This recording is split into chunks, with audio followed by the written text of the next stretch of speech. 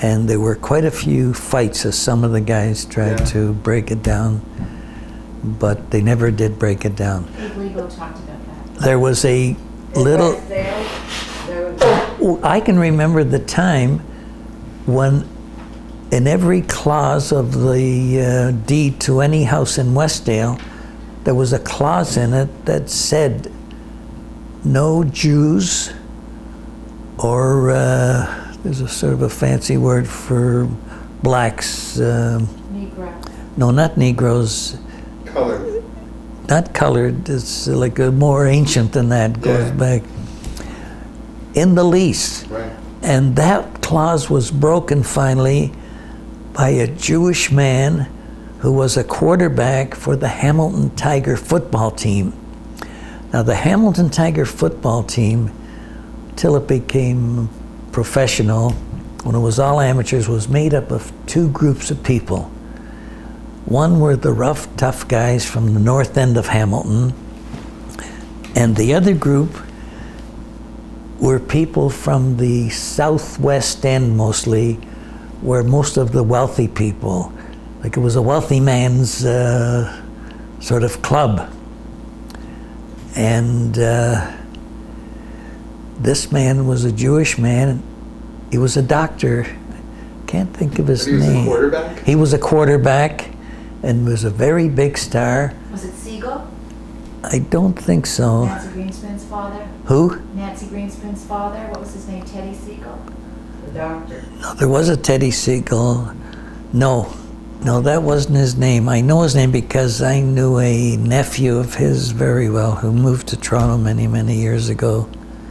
But anyway, through him being a hero of the football team, which was, as a matter of fact, there was a point in time when there were two teams, the Tigers, who were like in the CFL, and there was a subsidiary type of team, the sort of a junior team, and that became known as the Wildcats.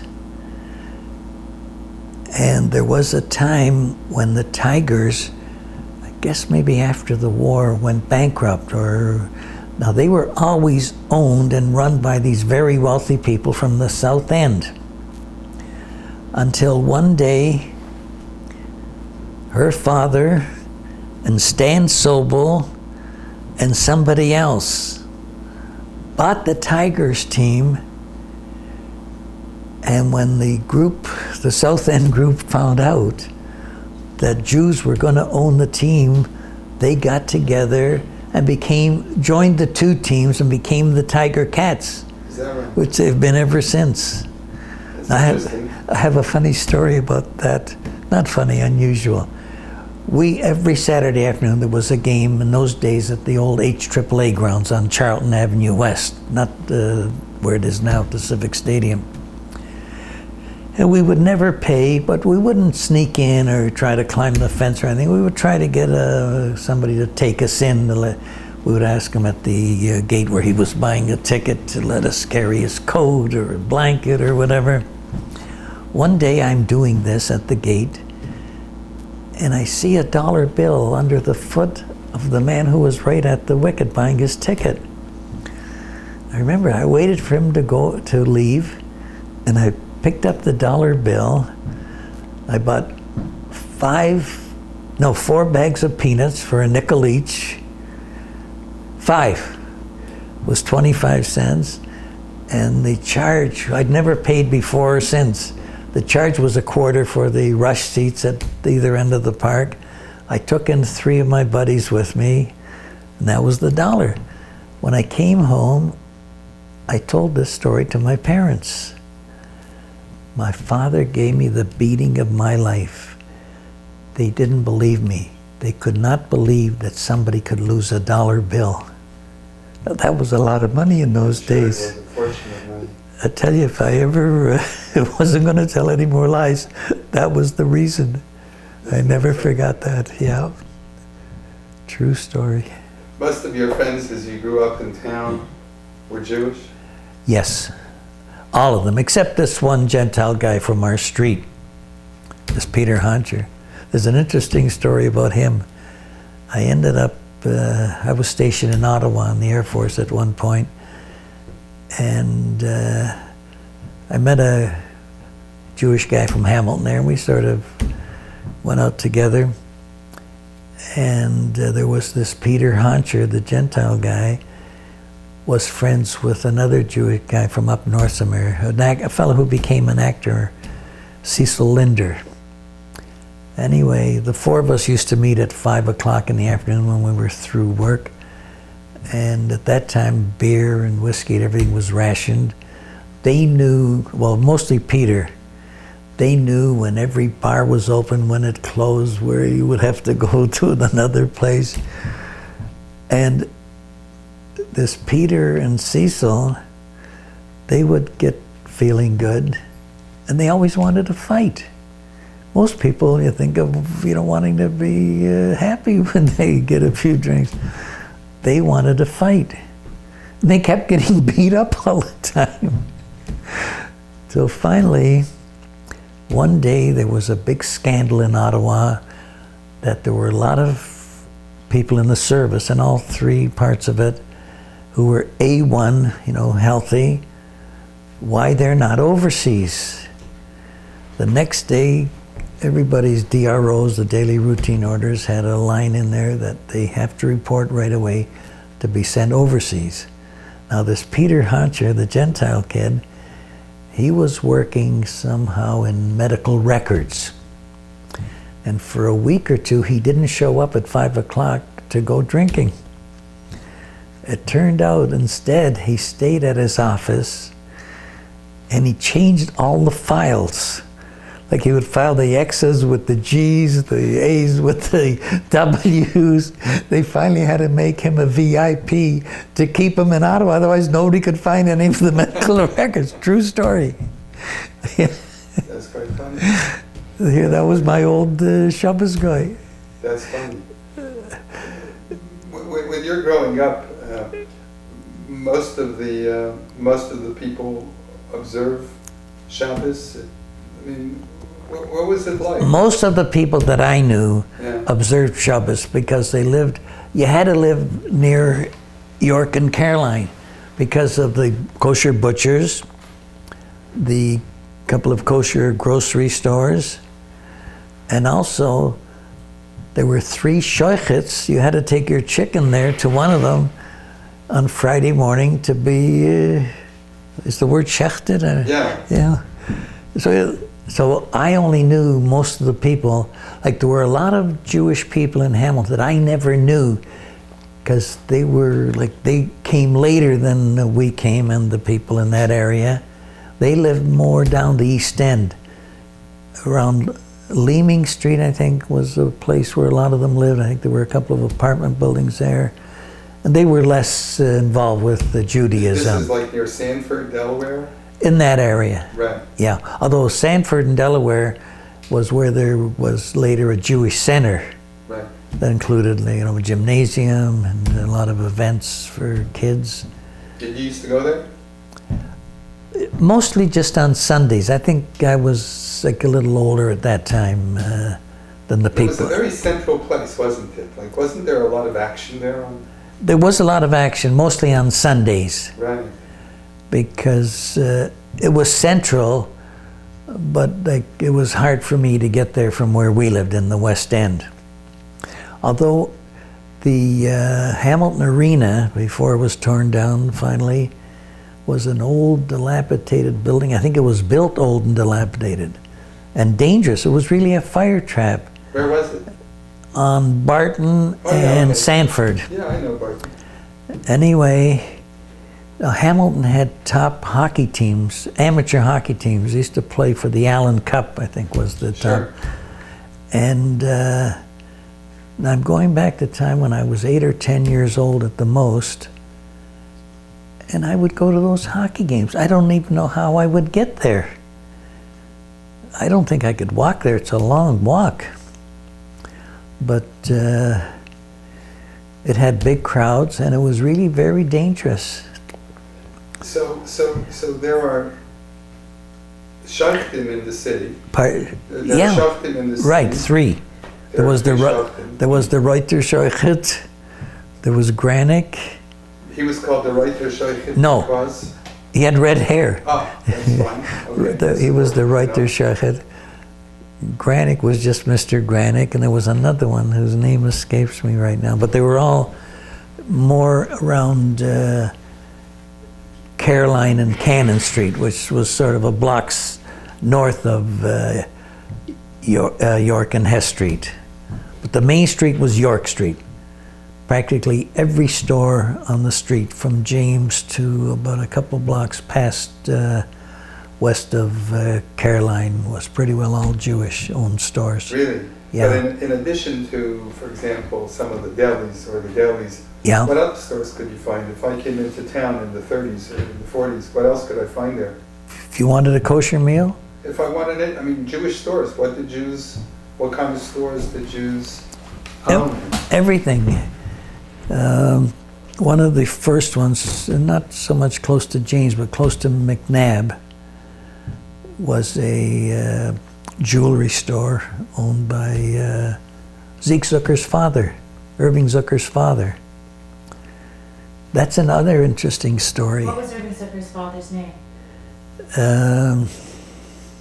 Geez, I know it. He had a brother. So he was in the jewelry business, Zeke's father? Yes, mostly. And then he ended up somehow importing electric light bulbs from Japan. The father or Zeke? No, the father. And when we were, myself and a bunch of my buddies, when we were 13, 14 years old in the summertime, we would go to his store, and he had like a little bit of a warehouse area, and we would take a box of bulbs, 60-watt bulbs, or 25 in a box, and we would take them out and go door to door to sell them. Now, I was so quiet and timid that I would end up, I think, taking part of the belt line. We had a streetcar line that went all the way around the city. I would take this a streetcar and go to the corner of Barton and Sherman Avenue and walk down Sherman Avenue. There were a lot of side streets running off Sherman Avenue there below Barton, where most people didn't speak English. They were all immigrants, not Jewish. And all I would do was knock on the door, and when anybody, I couldn't talk to them, but I would just hold up a bulb, say cheap, 10 cents. And when we got back after the day, we would go back to his store and pay him 7 cents each for as many bulbs as we sold. Now that in itself doesn't sound like anything, but I learned how important that was to us, at least to me, when my older daughter, when she was going to university in Toronto, she ended up with a job in different department stores. A Jewish lady ran this operation, and she would try to get people to sign up for a credit card of this particular store. And after a couple weeks, that's also very hard selling, like the electric bulbs. That's called cold canvas. You don't know anybody, they don't know you, you don't know much about the product. Anyway, she was really fed up with it because it's very hard to do, very disappointing.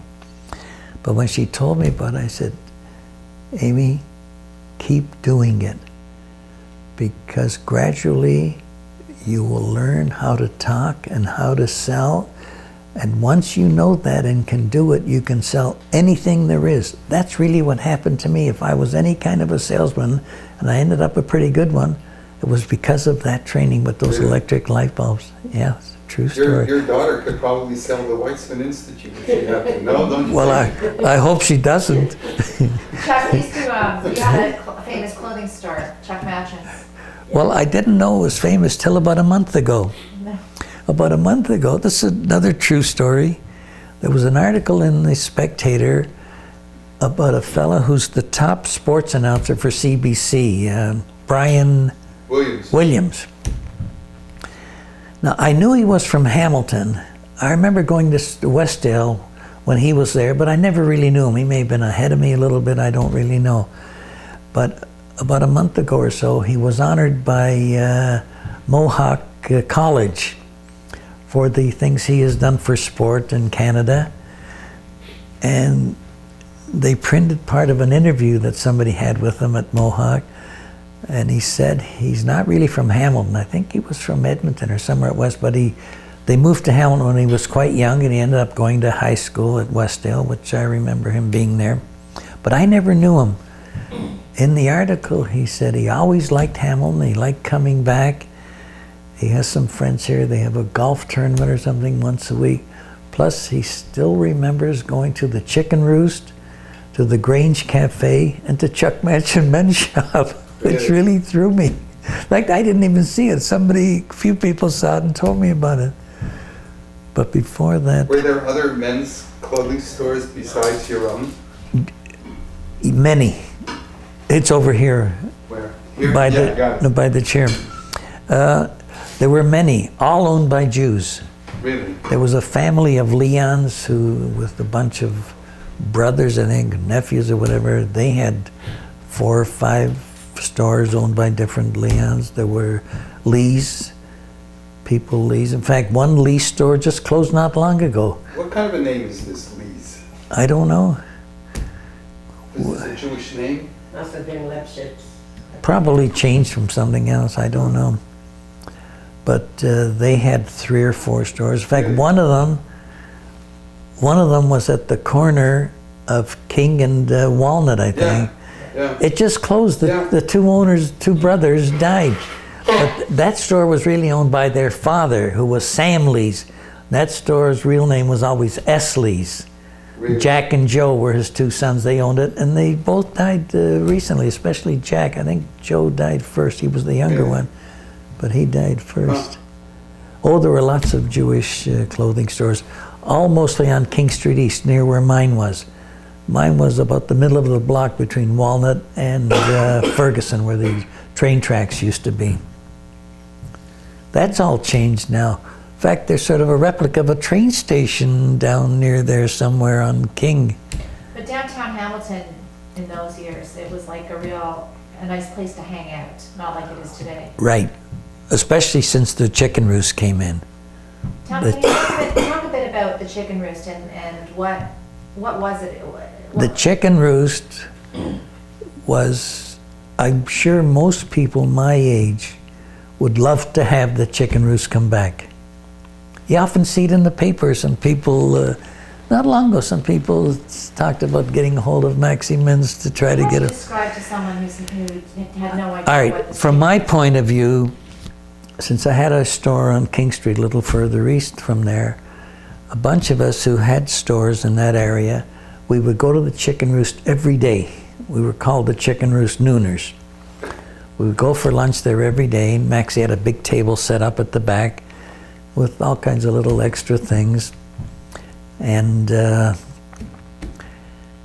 we'd all meet there, but anywhere from 10 to 15 guys. What made the Chicken Roost what it was? What made it Well, I stand think the food was great. The food was great. out? How would you describe the food? Well, it wasn't a fine restaurant, but for an average kind of a restaurant, it also wasn't a fast food like McDonald's or anything like that. It was just good. He had a few items. The Chicken Roost chicken on a bun. His cherry cake was unbelievable. Not cheese, cherry cake. People would come from all over to go there, and that's I remember vanilla Cokes. many, many things. I remember herring. One time, Harry? Did they have herring at the Chicken Roost? no. Well, then maybe my grandfather got a special deal. I don't Oh, know. well, he probably went into the room behind. Oh, yeah, Yeah. there was a back room. Yeah, there was a Yeah. back room where he would go, I'm sure. But once a year, Maxi Men's would have a dinner for us. Us being. These nooners, the guys that came there, Street merchants, yeah. Yeah. And one time,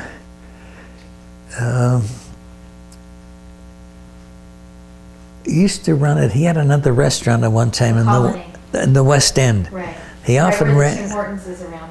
Yeah, very close to the Tim Hortons. That Tim Hortons is famous in Hamilton for one thing. That one it's the closest one to here. One year, the month of. We're going to get sidetracked now talking about Tim Hortons. We really want to hear about the chicken wings. No, tell me about Tim Hortons. The Tim Hortons got famous, this particular one, because one year in December they put a sign outside, "Last Tim Hortons before Dundas." Oh, I see. Oh, right. Anyway, Maxie's but once getting- a year, a special. he made this dinner for us, Yeah. and I don't know, do you remember Jack Koski, all of us, Sean? Well, this fellow would collect $5 or $10 from all of us, and we would buy Maxie a nice gift. One time, he went over across the road to Lou Davidson's store, which was across the road at that time, and he bought him a beautiful set of cufflinks. And at one point, he was showing them to a bunch of us. One was Lou Rodney, Oliver Sholem, who was a wholesale jewelry salesman on the road. And Lou saw these cufflinks. He said to Koski, "What did Lou charge you for these?" He said they were $150, and he charged us $100. Rodney said, "Are you crazy? These are made by my company. They're regular $50 cufflinks." Now, when I heard that, I was sort of the master of ceremonies for this party.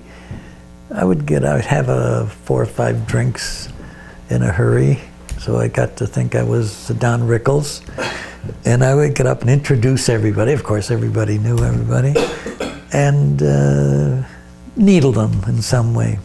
So when I got to Lou Davidson, I said, "Lou Davidson has got to be the finest merchant in the world to sell the beautiful merchandise that he does in Hamilton, of all places. If he was in New York and became a big hit, would be understandable, or Toronto or Chicago. But to do that in this steel town, at his prices and his beautiful merchandise, he is really very special." And a lot of it is because he's such a nice guy. Since he came here, he never changed. He was a Yold when he got here, and he stayed a Yold forever. Only it was a little rougher, the language. Right. But This Moshe Waxman that you were talking about 28 minutes ago. Moshe Waxman. Oh, the Moshe Masharn, yeah, the 106-year-old man. Who left the Addis? Yeah. He had some Why? kind of a fight with Rabbi Green. I'm not really sure, but I think it was because Rabbi Green was starting to make his sermons in English instead of Yiddish, like he as a Grinder wanted. I think that was it, or part of it. But anyway, he was a very independent guy, and he left, never went back. There was an interesting story about him. His son told me, Jack Little told me, one time he called him up where he worked. His son worked at the corner of Bay and Cannon, Hamilton Auto Supply. And he said he wants Jack to stop at his house, which was on Vine Street, where he lived all by himself in this huge house. He wants to talk to him about something. So Jack stopped there on the way home. And what was it? He got a letter, I guess from HECFI, that they were having a meeting, and they want him. He's been appointed to the board of HECFI. You know, that's the Hamilton Place, the arena, Cops Coliseum.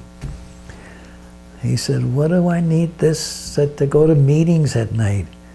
Jack looked at the letter, and it said to M. Waxman, 48 Vine Street, Hamilton. Said, "It's got to be him." He says, "Give me the letter, I'll check it out tomorrow." So what happened? It was meant for Morris Waxman, who lives around the corner. He was appointed to the board, but whoever looked it up, I guess, looked it up in the Hamilton phone book, and all he got was the address of Jack's father. Here he was close to 105 or 100. Tell me something else. See if you can go back. I mean, it's interesting because, you know, your daughter lives in Israel, I know. Yeah. Can you remember back to 1946, 7, 8? The state of Israel comes into play, but there might be some activity in the city even before the state is founded.